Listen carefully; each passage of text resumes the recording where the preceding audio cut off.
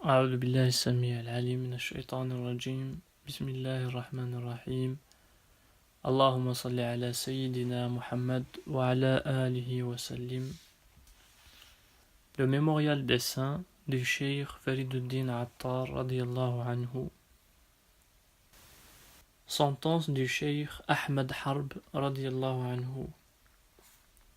Cet illustre serviteur de Dieu, cette rose du jardin de la science spirituelle, lui qui était versé dans l'étude de la loi écrite, qui pratiquait dans leur intégrité tous les préceptes traditionnels, ce directeur de l'Orient et de l'Occident, cet Ahmad Harb, que la miséricorde d'Allah soit sur lui.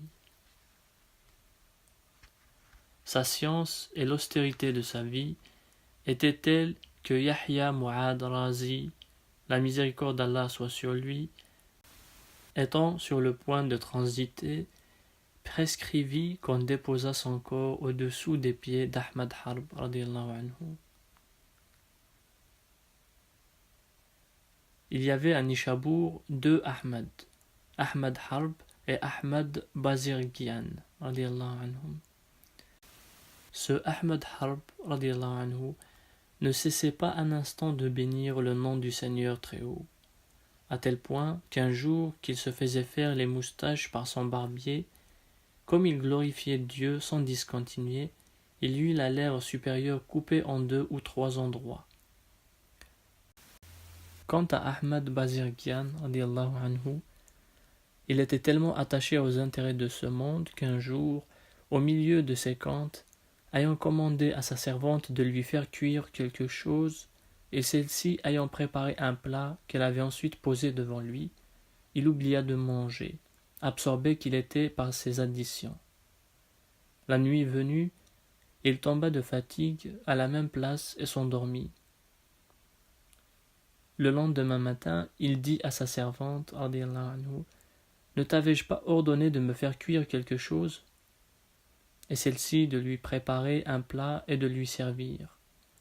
Mais Ahmad radiyallahu anhu était retombé dans ses calculs, de sorte qu'il oublia encore de manger et s'endormit.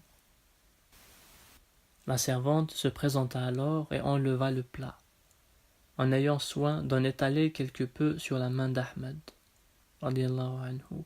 Celui-ci, en s'éveillant, s'imagina qu'il avait mangé et commanda qu'on lui apportât de l'eau pour se laver les mains, tant il était persuadé qu'il avait soupé. Ahmad Harb radiyallahu anhu avait un ermitage éloigné de sa maison. Une nuit qu'il y était occupé à la prière, il tomba une pluie très forte. Il lui vint alors à l'esprit que peut-être l'eau allait faire irruption chez lui et gâter ses livres. Aussitôt une voix lui cria « Ô Ahmad, tu as envoyé chez toi ce que tu as de mieux, c'est-à-dire le cœur. Lève-toi et va le rejoindre. » Aussitôt, Ahmad radiyallahu anhu, frottant sa place contre terre et poussant de grands gémissements, fit pénitence.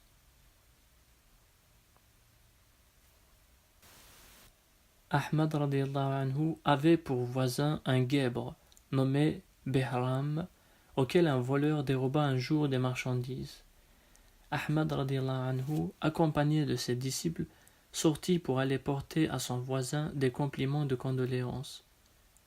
Behram n'eut pas plutôt aperçu Ahmad radiyallahu anhu qu'il vint le saluer et lui baisa la main. « J'ai appris, dit Ahmad radiyallahu anhu, qu'un voleur t'avait enlevé des marchandises et je suis venu pour te témoigner la part que je prends à ton malheur. » « Il est vrai, répondit Behram, on m'a pillé, mais il y a 3 choses dont je suis reconnaissant. La première, c'est que si l'on m'a enlevé mon bien, je n'ai enlevé le bien de personne.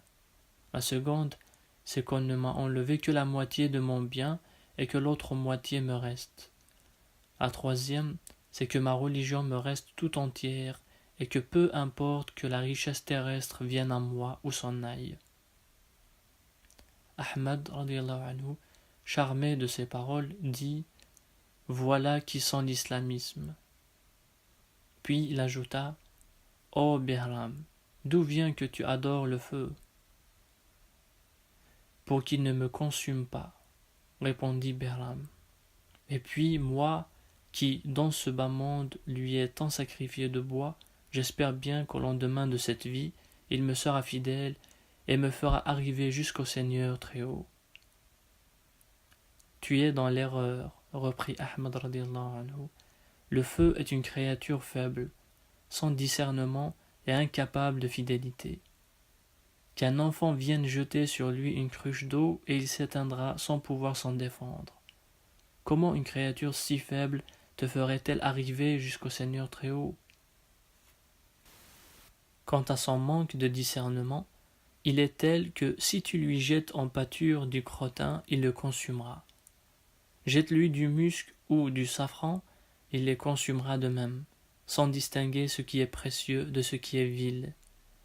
Voilà 70 ans que tu l'adores, et cependant, si tu y mettais ta main, il la consumerait sans le moindre égard pour toi.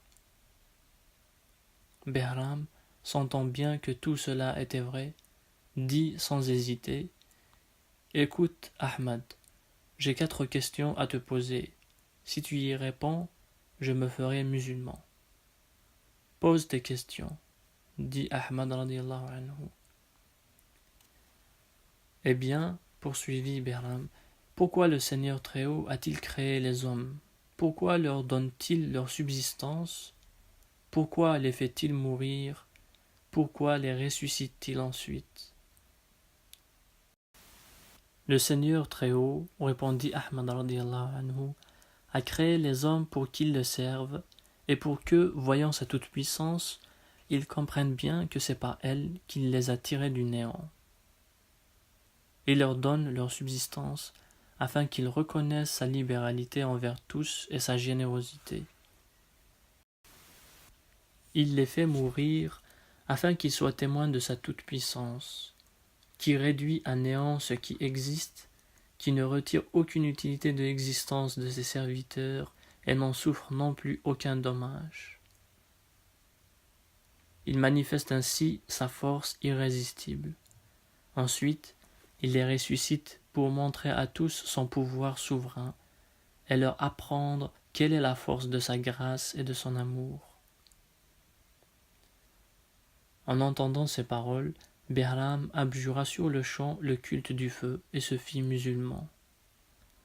Ahmad radiallahu anhu, témoin de sa conversion à l'islamisme, perdit connaissance et tomba de toute sa hauteur.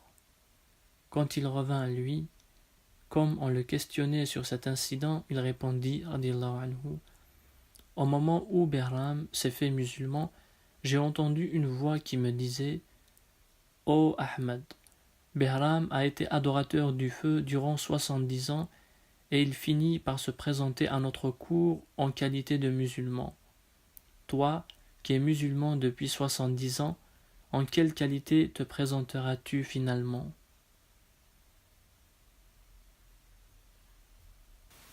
Ahmad radiallahu anhu ne dormait jamais la nuit. Comme on lui demandait la raison, il répondit radiallahu anhu: Au-dessus de moi on embellit le paradis, sous mes pieds on active le feu de l'enfer. J'ignore dans lequel des deux je suis destiné à entrer. Dans une telle perplexité, comment le sommeil pourrait-il me venir?